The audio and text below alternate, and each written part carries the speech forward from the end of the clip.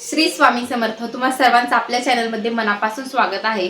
तर आज तुमच्यासोबत एक अतिशय प्रभावी आणि ह्या चैत्र पौर्णिमेला करण्याची अशी एक सेवा घेऊन आली आहे।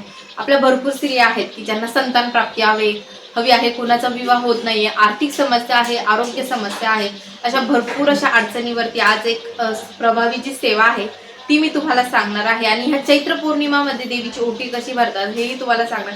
बऱ्याच स्त्रियांना वाटतं की जी आपली मेन नवरात्र असतात की तेव्हाच फक्त आपल्याला आपली कुलदेवीची ओटी भरायची असते का, तर कुलदेवीची सेवा तेव्हाच करायची असते असं नाहीये। आता आपले पूर्ण चैत्र महिन्यामध्ये आपले कुलदेवीची सेवा करणं खूप गरजेचं असतं। कुलदेवी म्हणजे आपल्या कुळाचं रक्षण करणारी आई, कुलदैवता आपल्या कुळाचं रक्षण करणार। आपण त्यांना विसरून चालणार नाही, कारण की आपल्याला आपल्या स्वामींनी सांगितलं आहे की आपल्या कुलदेवीला अगोदर भजा, कुलदेवीला आपली कुलदेवी कुलदैवता तपासा। केंद्रातही सांगितलं जातं की तुमची कुलदेवी कोणती आहे, कुलदेवीची सेवा करा, कुलदेवीची जी मानमंता आहे ती करा। तर कुलदेवीची ओटी कशी भरायची ह्या चैत्र पौर्णिमेला, तर आज तुम्हाला सांगणार आहे। चैत्र महिना जो असतो तो अत्यंत पवित्र असतो। ह्या पूर्ण चैत्र महिन्यामध्ये आपण केव्हाही ओटी भरली तरीही चालतं, पण आज विशेष दिवशी ज्या महिलांना संतान प्राप्ती हवी आहे त्यांच्यासाठी अतिशय छोटी आणि प्रभावी सेवा सांगणार आहे। आणि आपल्याला देवीला एक नवस बोलायचा आहे। नवस का बोलायचा असतो, नवस का करायचा असतो, की त्या देवीला एक आर्ततेने हाक मारणे, आपली जी इच्छित मनोकामना आहे ती देवीला एकदम आर्ततेने सांगणे, आणि ती इच्छा पूर्ण झाल्यानंतर त्या देवीचे स्मरण करून आपण जे काही बोललो होतो ती इच्छित मनोकामना पूर्ण करणे।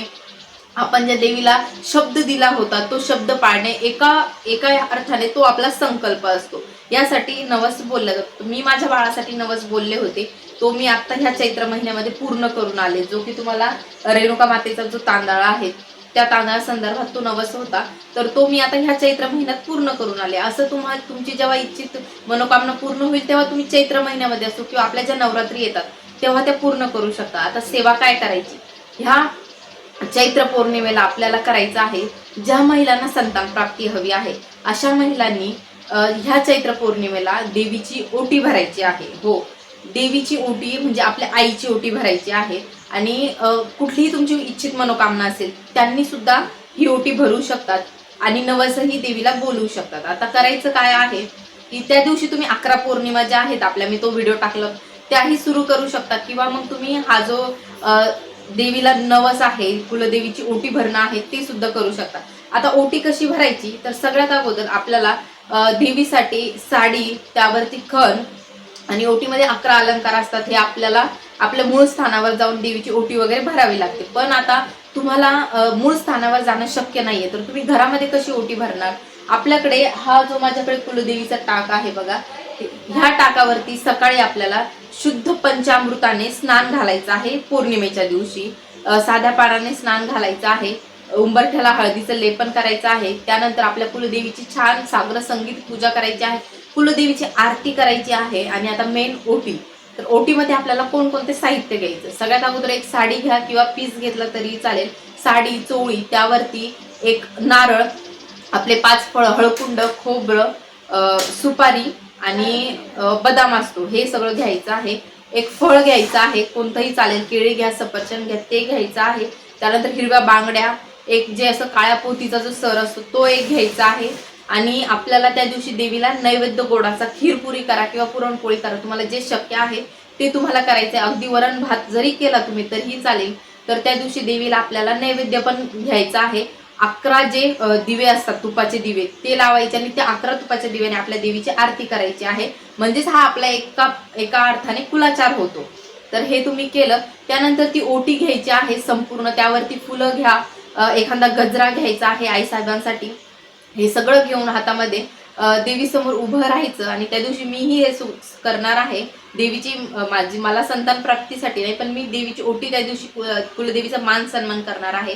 तर ती ओटी जी आहे ती हातामध्ये घ्यायची आहे, देवीला हळदी कुंकू अक्षदा व्हायच्या आहे, त्यानंतर देवीची आरती वगैरे आपण करून घ्यायची, ओटी हातामध्ये घ्यायची आणि आईला एक नवस बोलायचा आहे। आता तो नवस काय आहे हे मी तुम्हाला सांगते।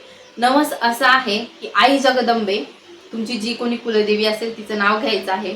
एक वेळा नवर्ण मंत्र म्हणायचा, ओम ऐं ह्रीं क्लीं चामुंडावीची, हा मंत्र म्हटल्यानंतर, हे जगदंबे, हे आई, तू सगळ्या विश्वाची आई आहेस, आज मी तुला आतर्कतेने हाक मारते आहे, माझी ही रिकामी ओटी तू भर, मलाही आई होण्याचं सुख दे, मलाही संतान प्राप्तीचं सुख दे, माझ्याही मांडीवरती बाळ परशुराम खेळू दे, मलाही एक सुंदर गोंडस बाळ दे, मी तुझी प्रत्येक पौर्णिमेला ओटी भरेल, किंवा मग तुम्हाला दुर्गा सप्तशतीचे पाठ करायचे असतील किंवा कुठली सेवा करायची असेल ती करायची, मी तुझी अखंड सेवेकरी राहील, माझ्या आयुष्यामध्ये मी तुला विसरणार नाही, फक्त तू माझी जी रिकामी ओटी आहे ती भर, मी तुझ्या पुढे पदर पसरते. अशी जेवढी तुम्हाला आतर्कतेने आईला हाक मारता येईल तेवढी तुम्हाला आतर्कतेने आईला हाक मारायची आहे, आणि प्रत्येक लेकराची हाक आपल्या आईपर्यंत पोहोचते.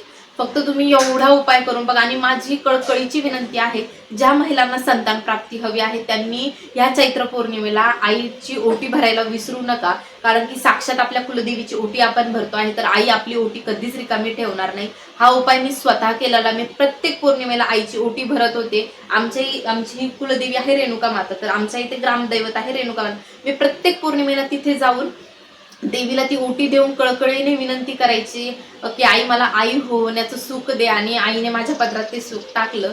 आणि त्यानंतर एक माळ नवार्ण मंत्राची घेत होते. आता ज्यांच्याकडे रेणुका मातेचं किंवा जी तुमची कुलदेवी असेल मंदिर नाहीये, तर तुम्ही अगदी देवघरासमोर बसूनही ही ओटी भरू शकता, किंवा मग एखादं तुमच्या जवळपास तुमच्या देवीचं मंदिर असेल जी तुमची कुलदेवी आहे तिथेही जाऊन तुम्ही ही ओटी भरू शकता.